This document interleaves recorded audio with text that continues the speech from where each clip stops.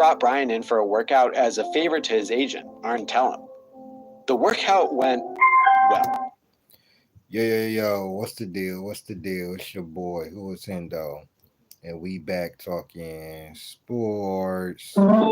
So, as you know, the bullshit Shaq said about him co-signing the T-Mac, basically he said he could win 3 championships with T-Mac. Um, due to my watch hours being funny and everything like that, I'm going to be doing longer streams. So most of my streams are going to be at least 30 minutes to an hour. I would appreciate if everybody and tap in with me with the live streams. Um, and we just gonna take a look at how I believe Shaq was always hating or jealous of Kobe. Let's get it. Suddenly, West had another guy he needed to make a Laker, but LA didn't own a high enough pick in the first round of the '96 draft. Reconnected with Penny Hardaway, who wanted out of Orlando. Shaq pressed on management to make a trade for Penny and presumably get rid of Kobe, but he got shut down. Penny went elsewhere. The Lakers had a different solution. Coach Rambis wasn't going to cut it. The right man for the job was the guy who had turned the star-stuffed Chicago Bulls into a dynasty. The great puppeteer of egos, the Zen master, the prince of the triangle offense, Phil Jackson. He would make these guys figure it out. Jackson and his retinue of assistants, including Phil's mentor, triangle guru Tex Winter, recall being blown away at the level of animosity they'd walked into. Shaq in particular had no qualms about bad-mouthing Kobe in front of the new coaches. See? But circumstances vented some of that steam to open the 99-2000 season. Who ignite the fairways. So y'all heard what he said, right? You heard what he said, right? Yeah, hugged. While Stephen played. What's up, y'all? For a full force slap, however many witnesses were present, this if he and others can keep in the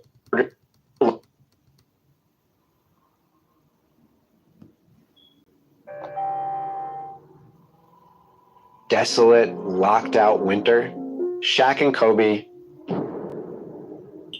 It was early January 1999. The Southwest College Gymnasium in LA, a popular pickup spot for local pros locked out of their practice facilities. A handful of Lakers were there. Derek Fisher, Corey Blunt, Shaq, and in a rare appearance, Kobe. He usually trained alone, but perhaps had some cabin fever after so many months of work stoppage. They played pickup, 2-on-2. Shaq and Kobe were on opposite teams, and something happened, an altercation. A few weeks later, LA reporters got some details. Apparently, Shaq... This is in 99. They act like Penny would have made a difference. I thought he left Orlando because of him. Yeah, he did. That's what we're going to cover that too. We're going to cover all of that stuff. This is going to be a special long stream. Most of my, like I told y'all before, I'm going to start doing a lot longer streams because I want to get more watch hours for you guys. The reason why I'm harping on the watch hours is because I work hard. I put out a lot of content, and YouTube has taken my opportunity to earn from my content. So I'm working like hell trying to get back there.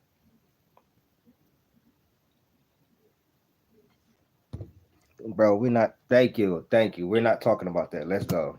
Shaq slapped Kobe. When asked, both parties said it was no big deal. Everyone moved on. In a book released this was in January 99, bro, where they was having issues. This was before they even won the championship, bro. Kobe wasn't trying to be his little brother. And Shaq felt disrespected by Kobe and felt like he was a showboat and this and that. The couple years later, Shaq called his slap a karate push, the kind of thing he'd do to someone he didn't want to hurt. But over time, other people filled in details. In the Kobe biography Showboat, released 17 years after the fight, Derek Fisher said some true feelings came out between Shaq and Kobe, extremely negative ones. See? He also said only 4 people were there, but Shaq and Kobe themselves use another name in their recollection. Olden Polynice came and caught, and then they all just kind of broke us apart. Olden Polynice was a free agent at the time. And if you know who Olden Polynice is, that's the guy. That's who just was talking about. Everybody calling dudes bums and what's up, and calling them bums, and he basically got emotional over, you know what I'm saying, the disrespect of Kobe. You know what I'm saying? So let's get it. Hoping to join the Lakers once the lockout ended. Here's what he told Jeff Pearlman in 2020. Kobe was playing way too physical for a pickup game. Shaq was calling way too many fouls. See? Kobe got sick of the calls. Shaq threatened to slap him, and then the trash talk got rather pointed, rather specific. See? And all this start from yeah, for sure. Shout out to him. See? And all this start from Kobe playing too physical, Shaq playing calling fouls, Kobe challenged Shaq. That was the whole issue. Kobe was not scared of Shaq. He was challenging Shaq every time he had to, every time he could. Like, he wasn't letting Shaq get away with that shit, bro. Kobe was ready to take over and be number one.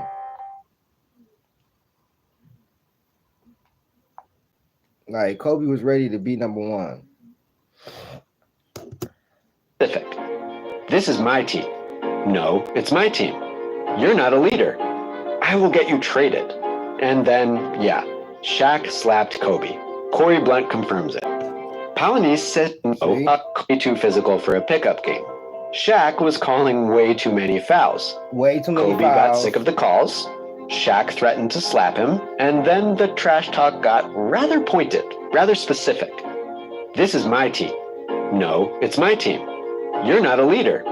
I will get you traded. And then, yeah, Shaq slapped Kobe. Corey Blunt confirms it. Polynice says Shaq would have killed Kobe, who did not stop mouthing off if he and others didn't step in.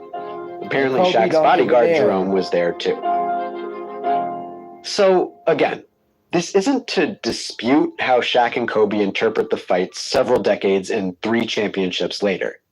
It could have been a bonding experience, a totem of shared determination and mutual respect in the long run. But in 1999, with nothing proven, 0 rings, everything at stake, whether or not Shaq and Kobe said these exact words, whether Shaq hit Kobe with a karate push or a full force slap, however many witnesses were present, this was a big deal. It was beef. And as much as everyone tried to dismiss the story, the themes of the January 99 fight colored the rest of that year and beyond. Yep. Whose team was it? In that lockout shortened season, Kobe finally became a regular starter and played the most minutes of any. In 99, Kobe finally became a starter. What was Shaq doing beforehand? Please tell me, did Shaq have any championships beforehand? Didn't he play with 2 all-stars, 2 players that should have been good enough? Shit, he said he could have won 2 with Vince Carter. Eddie Jones was on the Vince Carter level. Eddie Jones was an all-defensive team, all-star. Penny Hardaway. Any Laker. Already hearing whispers that he was a ball hog, Kobe insisted he would keep being aggressive. Teammates' exasperation with his play overwhelmed the locker room at the wrong time. Coach Harris got fired, and interim replacement Kurt Rambis had no idea how to make Kobe fit in. Bryant kept skipping team functions, kept sitting by himself, and kept stonewalling veterans who tried to advise him. Even 37-year-old Derek Harper, the rare Kobe confidant, felt like he could only get so far with the kid. So, one night in Sacramento, Shaq took it upon himself to call a players-only meeting. Everyone aired their frustrations, while Kobe supposedly just sat there in silence. Locker room accusations of selfish play breached containment. Shaq made sure of it. In front of reporters, O'Neal said Kobe was the problem they were too scared to write about, the experiment holding his team back. See? Shaq even then hating on him. Instead of trying to work with him and guide him along and stuff like that, you acting like a hoe, sitting there mad about fouls, getting foul here, foul there, and Kobe called your ass off, and he was challenging you. It is true that early in the career, Kobe teammates wasn't really rocking with him and shit. Kobe was feeling how he was feeling because he knew how hard he was working and how great he wanted to be. And he wanted everybody else to have that mindset. He wanted the guy who he's supposed to win championships to have that same mindset. Kobe sort of shrugged. Was awful, he and Shaq didn't have a personal problem since, despite everyone else's efforts, they hardly knew each other. It must be on the court stuff and, hey, I'm trying. But even when Kobe did play positive team-first basketball, like defending Scottie Pippen in his first career playoff series as a starter, Shaq found a way to say something snide to reporters. Around this time, Magic Johnson took it upon himself to... And this is what he said. This is what he's talking about. Pippen, who was defended brilliantly by Bryant, Shaq grumbled. Whoever was guarding Pippen was doing a good job. Shaq been hating on Kobe. All that fake, man. You got to put Kobe in the GOAT debate and shit like that. He do that for damage control, bro, so that he can stay in good graces and be like, no, I love Kobe and all that. Man, get out of here, bro. Kobe was tired of your lazy ass and your inability to stay in shape. And he told you wasn't a real leader. You didn't lead by example. Kobe was the real leader of that team.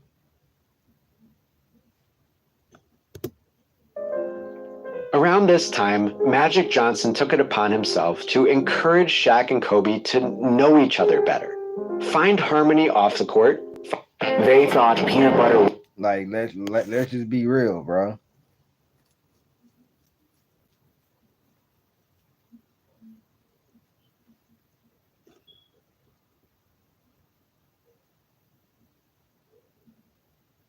Like, let's just be real. It was a reason why they chose Kobe over you. Like, it was a reason why they let you go. Kobe didn't bite. Right after the Lakers got swept by the Spurs in the second round, he disappeared. Shaq had given up on being friends off the court. And on the court, Kobe was... Listen, bro.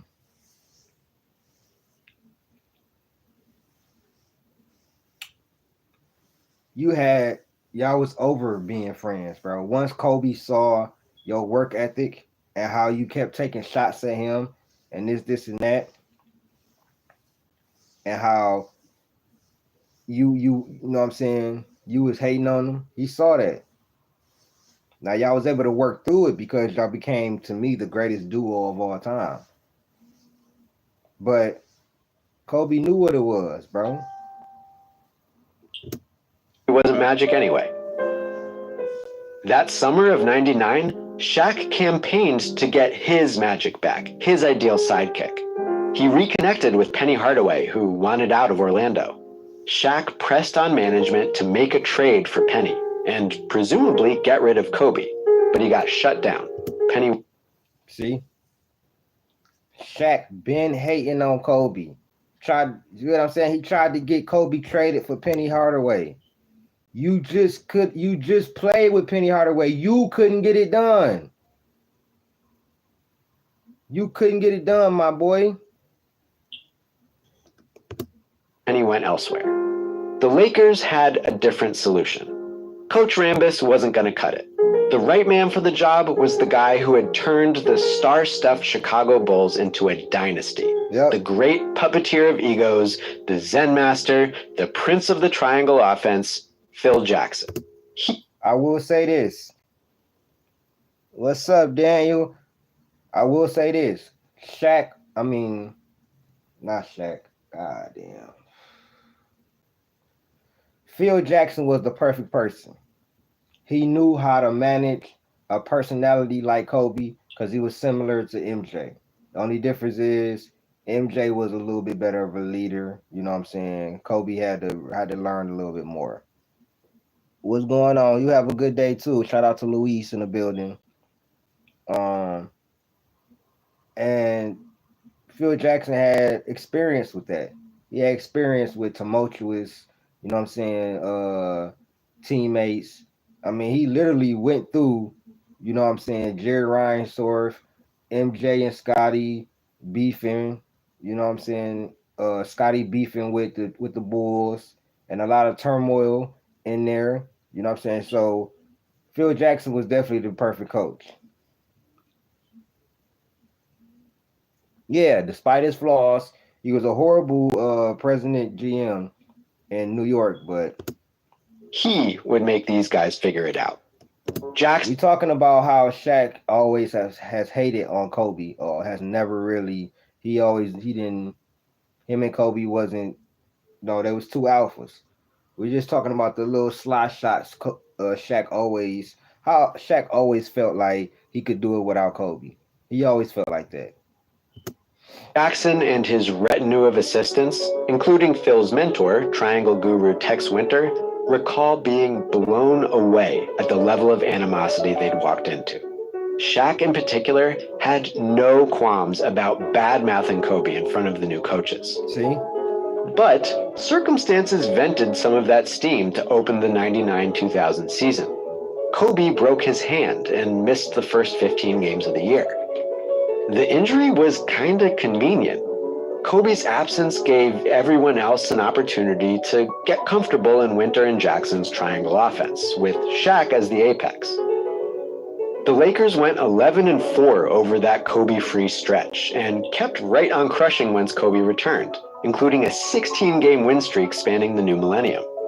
Exactly. Kobe was the added bonus. Oh, thank you. I appreciate it. Yep, I definitely remember that. I appreciate that, Luis. And they went on a 16-game winning streak when Kobe came back. So you needed Kobe. This nigga act like he could have just won a 3P with anybody. That's why I'm making this video, to remind Shaq, you know you was not 3Ping with anybody. You couldn't even win a championship. You had damn near a Hall of Famer. You had Eddie Jones, who was an all-star. Let's not forget that, homie. You had Nick Van Exel over there. You have, bro, stop, bro. But the moment Kobe held the ball or took shots Shaq didn't like, the big guy griped. Teammates, vets like Ron Harper and Brian Shaw, did their best to settle both parties. The head coach focused. See what I'm saying? And Kobe wasn't having that, bro. All that, he get mad. Shaq was mad because he wanted Kobe to be the little brother, the sidekick, you know what I'm saying, and just feed him. And Kobe wanted to take over. Kobe felt he could be the best player on the team. Period.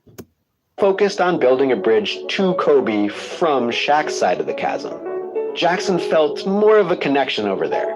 He gave O'Neal the most encouragement and the most criticism. Winter was among some assistants who tended to side with Kobe, and Tex actually cut film for the sole purpose of trying to prove to Shaq that Kobe was passing more than ever before, which statistically he was. In one of his many books, Phil Jackson recounts a scene that may have been. That's another thing. Kobe led each title. Kobe led them in assists, or was first and second in points in each series. Like, come on, dude. Like, What are you talking about, dog? Been a bit of a turning point for this first chapter of beef. Right after that 16-game win streak, the Lakers had a little string of ugly losses and unconvincing victories. After one of those two close wins against the Cavaliers, Shaq supposedly announced in front of the whole team that Kobe was playing too selfishly for the Lakers to win. Once again, he ignited a full team debate about the right way to play. This time, however, some guys seemed to side with Kobe, and Kobe spoke up for himself a bit. Whatever was said in that debate, whatever the guys took away from it, something clicked the rest of that season. The Lakers won an astounding 30 of 31 games from February to April, with Shaq leading the way. 67 wins overall made LA one of the best regular season teams in history. On Shaq's 28, And you don't understand while Shaq talking, you don't understand how much Kobe sacrificed his game. Yes, Kobe was selfish at sometimes. But if you hearing everything that's going on, Shaq is literally the one saying a little smart shit here, saying smart shit there. And Kobe just not gonna stand for it, bro. Now Shaq was right at some point with Kobe having to play more to his teammates and be more unselfish. But Shaq was lazy. And that's one thing Kobe did not like. Simple. 28th birthday, he dropped a career-high 61 points on the Clippers. Look who passed up a clean look to get Shaq over the 60-point hump. Exactly. And look how gladly Shaq returned the favor before exiting. Birthday into the Kobe. Shaq gets the assist, and Kobe makes a spectacular underneath. Shaq was league MVP in a landslide. Kobe was more efficient, more team-oriented than ever. Headlines compared the duo sincerely and favorably to Magic and Kareem. At last, Shaq made it back to the finals. LA cemented their Western Conference final victory against the Portland Trailblazers with, what else, a picture-perfect Game 7, Portland Trailblazers. Kobe, 25 points, 11 rebounds, 7 assists, 4 blocks. Led them in all those categories. While you guessed it, Shaq was getting locked up. He had like 18 points. Like 9 rebounds. When they were down 15 in that infamous Game 7 versus Portland. You think T-Mac doing that? I just need to answer. Please answer me this question. Do you think T-Mac is having that Game 7 performance? Kobe was 21. 21. Stop it, bro. Kobe to Shaq connection that shook the Staples Center.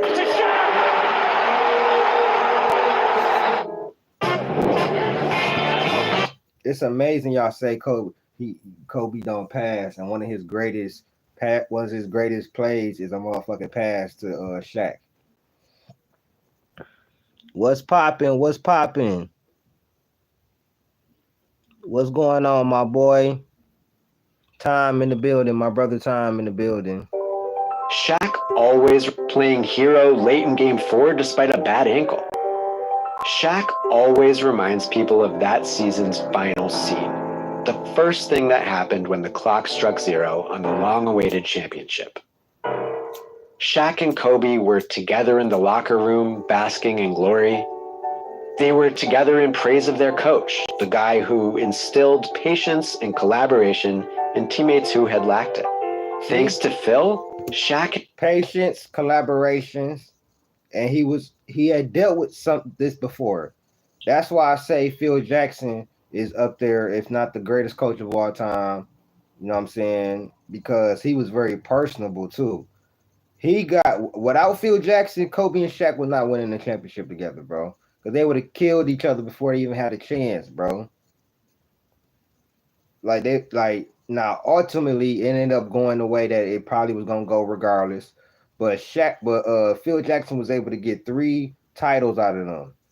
Was able to keep it together, you know what I'm saying, and mend the fence between them so long enough that they could become great, iconic. But I'm of the mindset that I'm glad that Kobe and Shaq disbanded. There was two alphas trying to be in the same room, and Kobe thought Shaq was lazy. And Kobe wasn't having none of that. And Shaq out his own mouth said that he was cool after the first title. He was good. Shaq out his own mouth said that. So the fact that Shaq sitting up here now talking about I would have won 3 with T-Mac, my boy, what happened with Penny? What happened the first 2 years Kobe wasn't starting from 96 to 98? I mean to 99. Now Kobe played a big part of y'all losing in 99 for sure. But that was his first year starting. Shaq and Kobe figured out how to make a basket. They did it by basically following Shaq's vision. Ever since the broken hand delayed his debut, Kobe had been a sidekick. He passed more than ever and scored when called upon. Shaq got the ball. He got to be big brother. He got to be finals MVP, and he got his ring. Mission accomplished. Beef presumably over. No. Time to celebrate. No. Phil went to Montana to relax. Shaq went to Vegas to party. Kobe stayed in LA. He was different. Players who want to become better scorers spend all offseason in the gym putting up shots. They almost always quantify that daily work in the hundreds.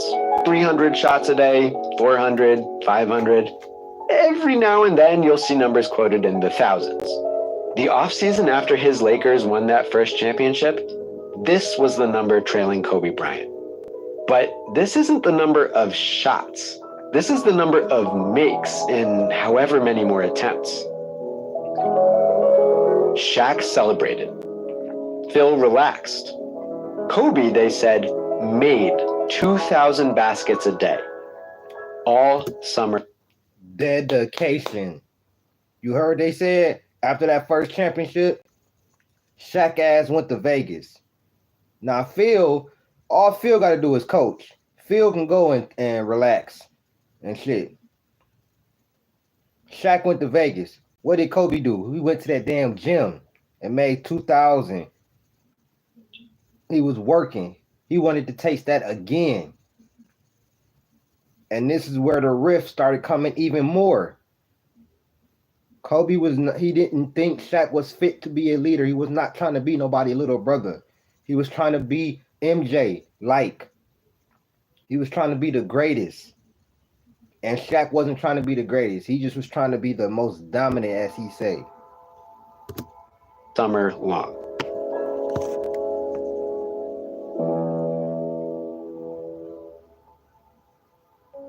Fried shrimp.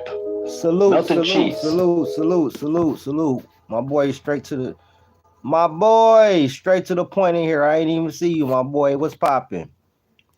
Right, Shaq was popping bottles in Vegas. But nobody don't want to mention Shaq didn't win a championship with Orlando. Exactly. Mayonnaise. Ketchup. All on a roll. This is a Shaq Daddy sandwich.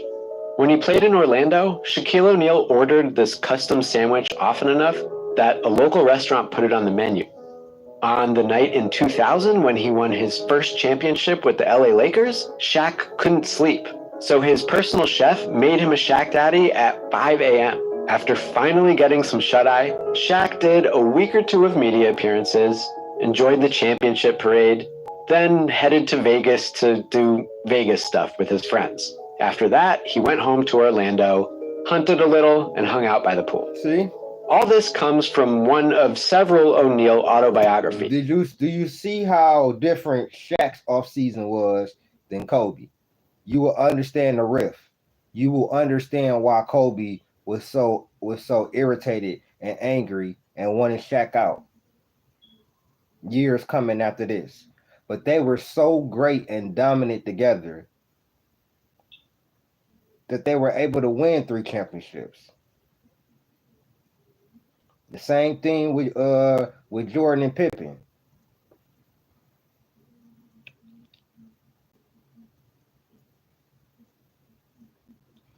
facts. Straight. Shout out my boy. Straight to the point. Go subscribe to his platform, man. Somebody I definitely rock with. One of the real ones that's still rocking with me, even though I'm demonetized. I would have a lot more subs if I wasn't demonetized. So I'm trying to work back to get that. So Shaq Talks Back, published in early 2001. Apparently, he also spent some time that offseason writing. When he was ready, Shaq returned to LA and signed a maximum salary contract extension with the Lakers. He joked he would spend all this new money on Krispy Kreme donuts. In reality, he got a new custom car and a bunch of gifts for his teammates. This hard-earned contract was the perfect capstone to a well-deserved summer vacation, the same way anyone would celebrate the greatest achievement of their career. Well, okay, almost anyone.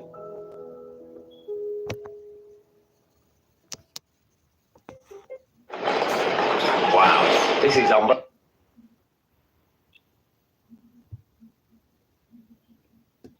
To lead basket maker, you've got to spend your free time making some baskets. Kobe Bryant's original plan for the summer of 2000 wasn't just to shoot all day, every day. When Kobe declined an Olympic invitation, he said it was because he intended to use that time to marry his fiancée, Vanessa, go on a European honeymoon, and visit the Italian pro basketball team in which he and his family had invested. Oh, for sure. I'm going to holler at you straight to the point. I'm going to holler at you.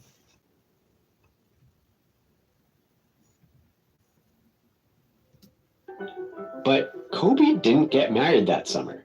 He and Vanessa pushed their wedding date to the following year. Kobe didn't maintain his commitment to the Italian team, selling his entire share. Instead, Kobe made baskets. Now, 2,000 makes a day is an long, late hour. Kobe's work ethic, though, was real, and it was a clear difference between him and Shaq. O'Neal admits he never used tunnel vision on his practice, not to mention his metabolism. Shaq wasn't a natural salad on mythology. Kobe's work ethic, though, was real, and it was a clear difference between him and Shaq. O'Neal admits he never shared Kobe's tunnel vision on his practice, not to mention his metabolism. Shaq wasn't a natural salad eater. This comes... Told you.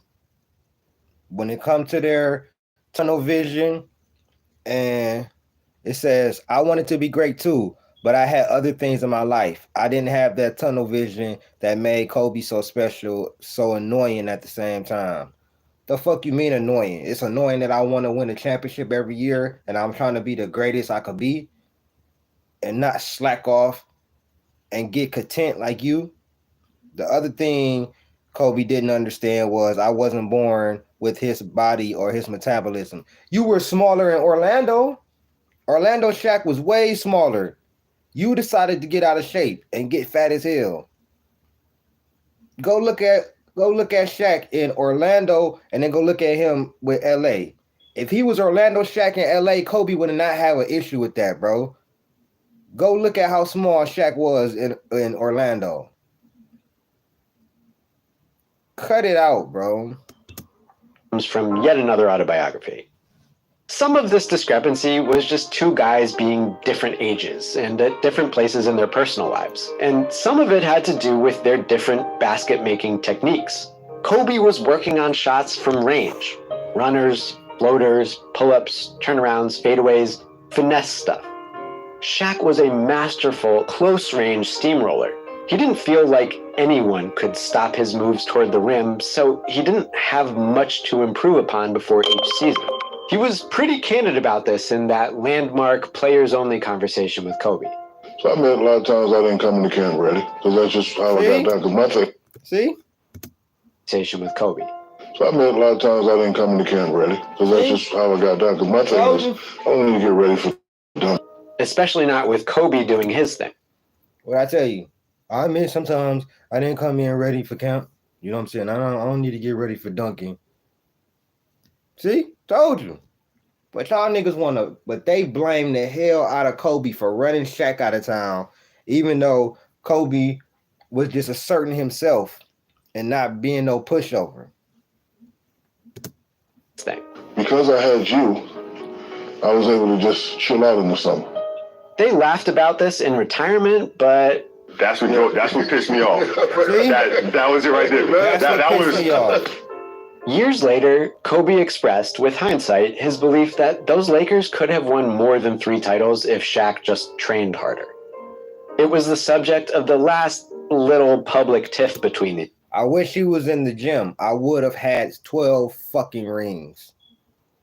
You would have had 12 if you passed the ball more, especially in the finals against the Pistons. I do agree with that. Shaq. But he did pass you the ball a lot. He was the primary playmaker on all three of those championship teams. So don't give me that, Shaq. Don't give me that. Between these guys, albeit one they immediately downplayed. But back in 2000, that gap in preparation mattered. It reignited the work beef.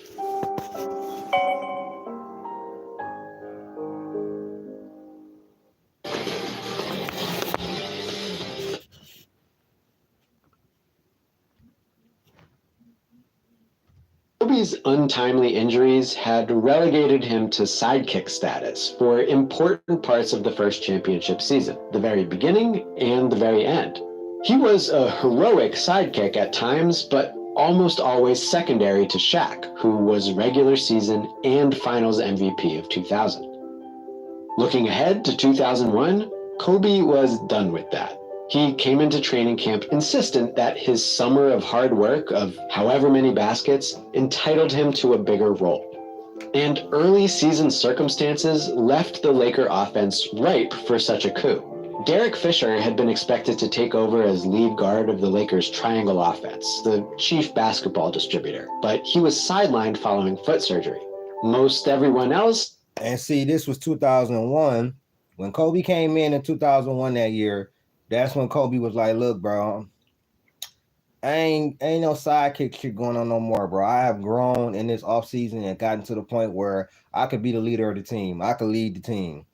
If Shaq ain't going to put the work in and he ain't going to be out here grinding and busting his ass like me, I'll be the leader of the team. And that's where the issue came in at, because Shaq thought it was going to be like the year 2000, last year. And Kobe wasn't, he had grown past that. Kobe had grown all the way past that. Oh, that's facts. He would have averaged at least 30, 35 a game. Let their conditioning slip a bit while celebrating the championship. Not Kobe. Kobe was more prepared and more eager than everyone else, and he got more touches with Fisher out. His attempted takeover happened gradually at first, possessions here and there in which he ignored Shaq down low to take the shot himself.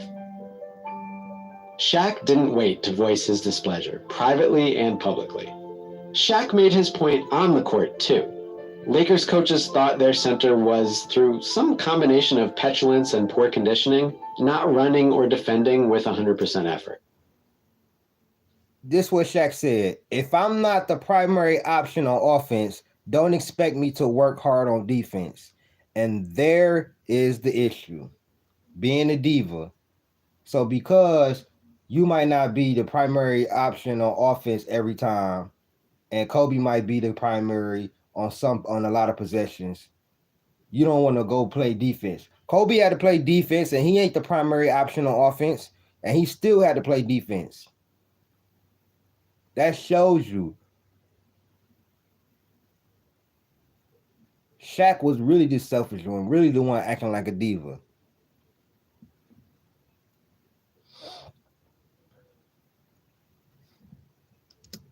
Effort. This only emboldened Kobe. On November 8th, 2000, in a pretty bad loss to Tim Duncan and the Spurs, Kobe set a new career high of 31 shot attempts, hitting 15 of them. Shaq only took 13 shots, despite playing nearly the same minutes. Again, Shaq bristled, but here you could point to another variable, Hack-a-Shaq. More and more, when O'Neal got the ball in a good scoring position, What's teams up, would just Sam? foul him and put him on the free throw line.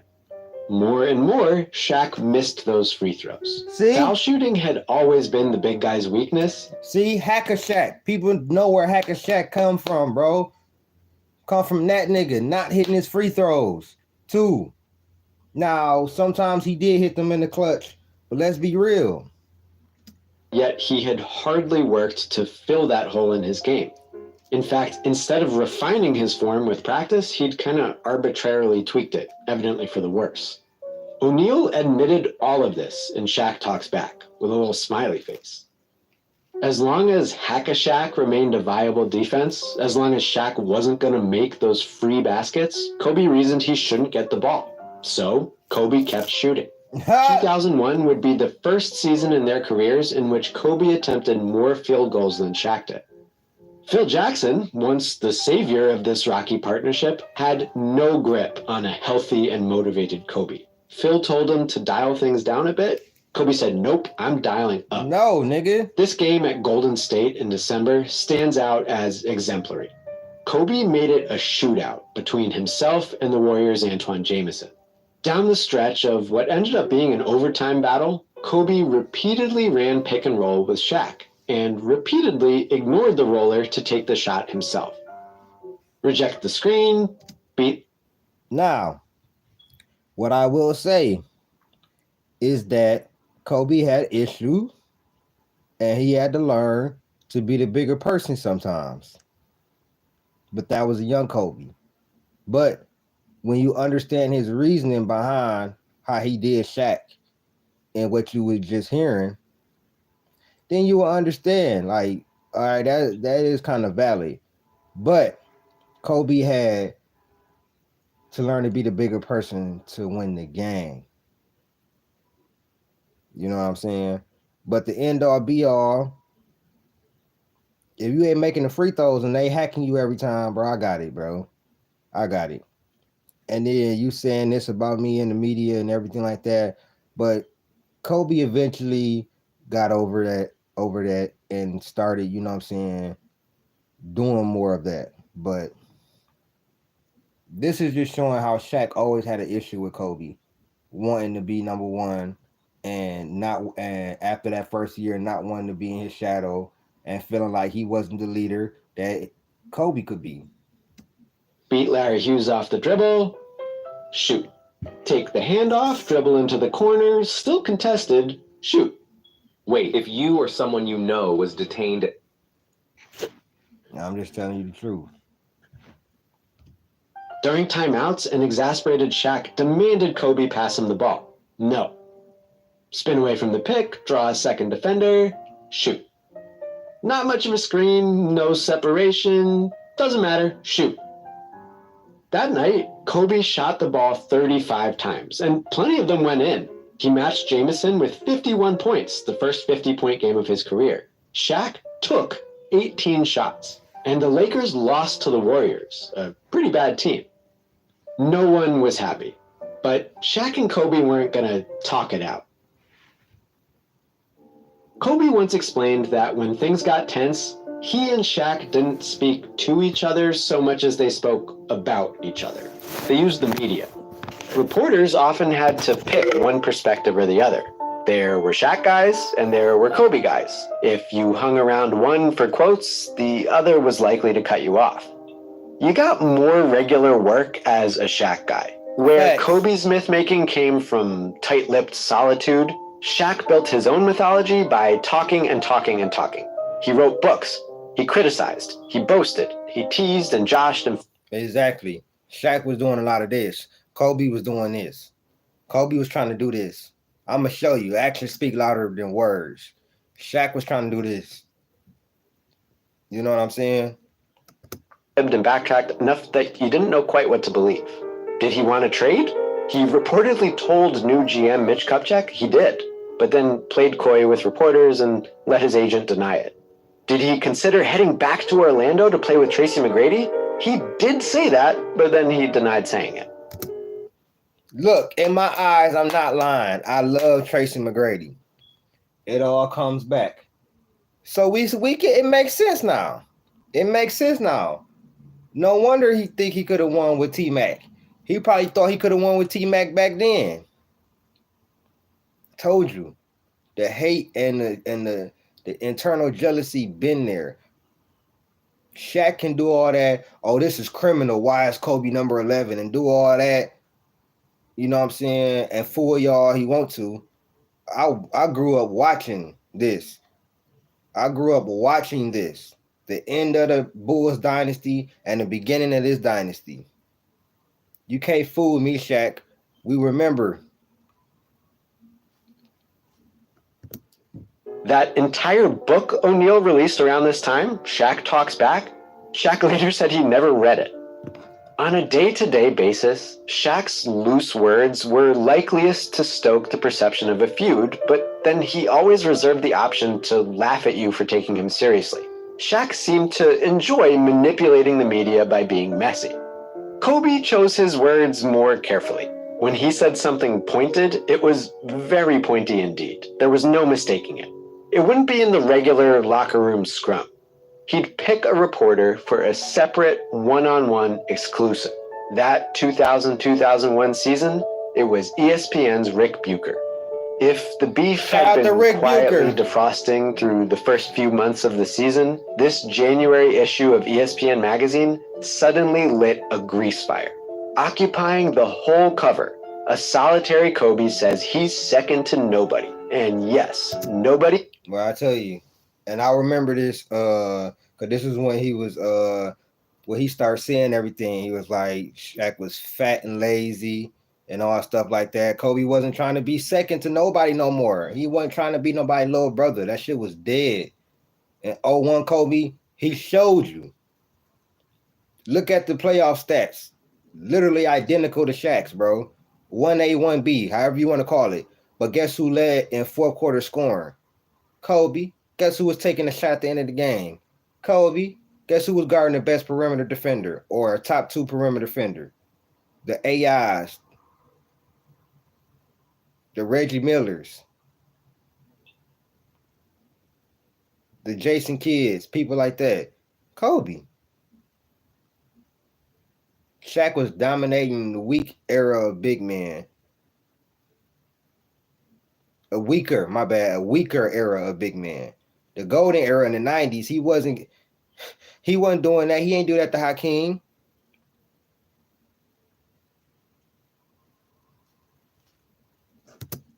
Nobody includes Shaq. Though not a direct quote, that headline does not betray the text. Bucher had filled a notebook with spicy quotations and anecdotes. This was where the world found out Kobe told his coach he would not moderate his approach to fit the team concept. And maybe this wasn't the right team for him. Kobe said he wasn't going to take a back seat like prior seasons. He worked too hard and improved too much to remain a sidekick.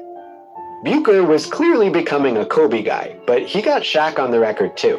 Shaq didn't like the new program. He invoked the idea of the sidekick, the setup artist, the Magic and Penny model.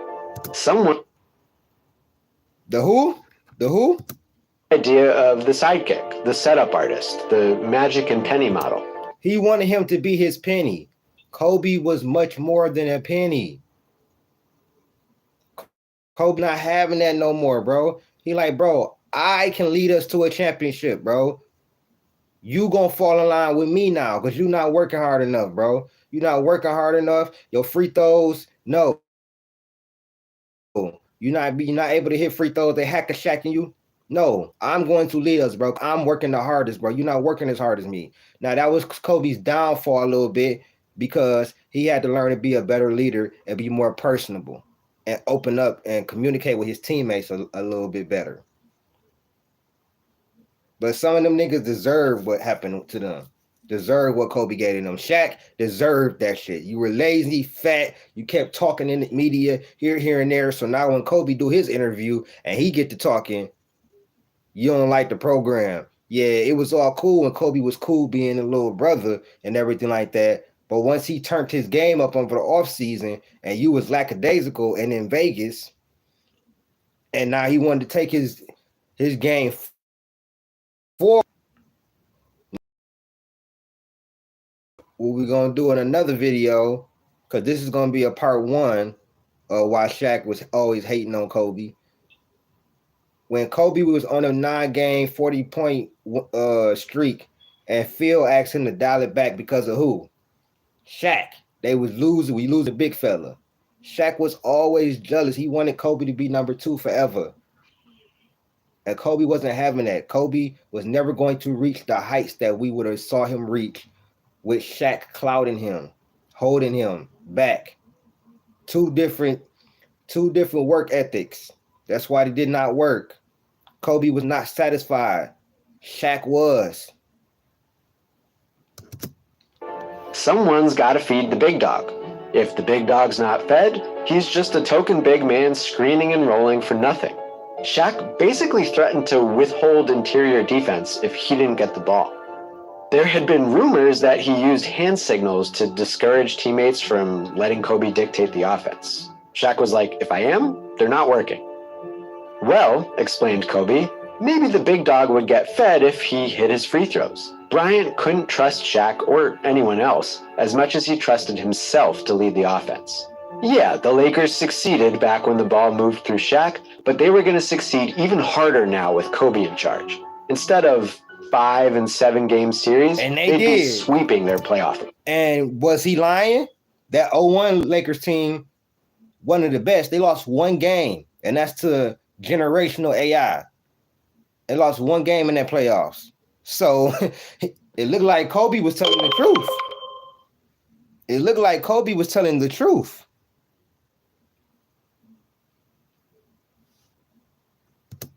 Off opponents. This article was incendiary enough that Kobe warned teammates it was coming, but the flame could not be unlit. Now feeling rather chatty, Kobe filled the papers with more tinder. He didn't regret saying he trusted himself more than teammates. And regarding Shaq's nostalgia for the old program, well, he may want that back, but it was time to evolve. Responding through the New York Times, Shaq basically said, fine, yeah, we did evolve.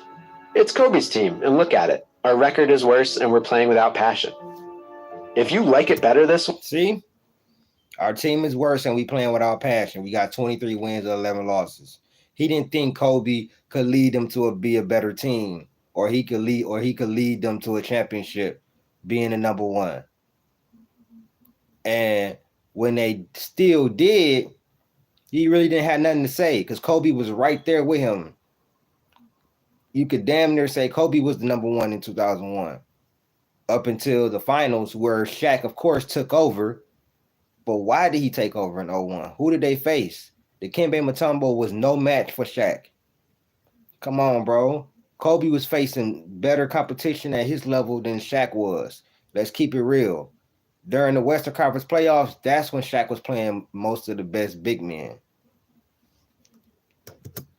This way, it could only be for selfish reasons. Asked to respond to that, Kobe told Shaq to focus on defense. Don't worry so much about scoring. To which Shaq said, basically, no. I'm not Dikembe Mutombo, and I'm not Luke Longley. We are not an outside team. We're an inside-out team. Let's talk about that. Because all this bluster, all these catty little quotes seem to revolve around one extremely basic disagreement. Why did Shaq keep invoking the name of Luke Longley? Listen, bro, at the end of the day, Shaq was jealous. This is part 1. Shaq was jealous. You know what I'm saying? When Phil Jackson coached the Triangle offense in Chicago, his best offensive player was Michael Jordan, who would play guard or wing in most lineups. Because Jordan was the biggest threat to score, he got to hold the ball a lot in basically any of these locations, and he got to decide what to do with it. Guard him one-on-one, and he would beat you. Send a second defender, and he might still beat you, or, if he felt generous, he would move the ball to one of these other bulls waiting nearby. Luke Longley was one of those other bulls. He was the center, the biggest guy in most lineups, but on a team with MJ and Scottie Pippen and Tony Kukoc, he didn't spend much time with the ball, dictating the offense. Luke spaced the floor for Michael. He set screens for Michael. He stood plays that put the ball in the center's hands. Make this pass and let Shaq go to work in the post. He can beat this guy or both these guys or kick it out to the open man. The Shaq who won MVP did not just set screens, rebound, and defend. He made decisions with the ball. He was a traditional first option. So all this big dog stuff was just Shaq reasserting his claim on an offensive role. Bring the ball up, throw it into me, I'll make the plays from there, inside out. He didn't hate Kobe. See, all he wanted to do is still be number one and still get fed. And he couldn't take somebody else getting Kobe, you know what I'm saying, ascension. That's what he couldn't take. He couldn't take Kobe's ascension to the top.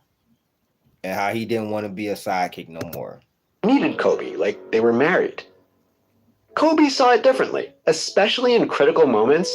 He wanted to create from the wing, control the ball, make decisions, not unlike what Michael used to do from his position. Kobe's case came back to preparation. If he passed to Shaq down low, teams could negate any threat by just intentionally putting him on the foul line. Just like Shaq said, nothing personal, they just went their separate ways.